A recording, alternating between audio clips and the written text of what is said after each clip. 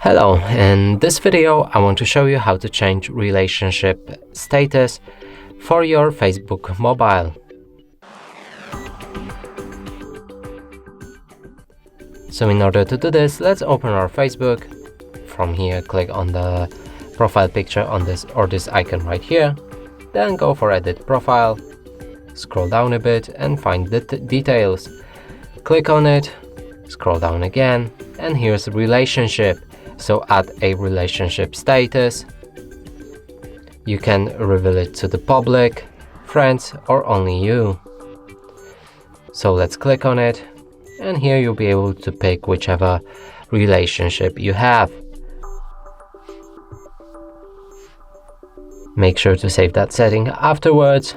And now if we go back, we should see this right here. And that's it for this video. Hope you like it. Please consider subscribing to our channel, leave a like and a comment below.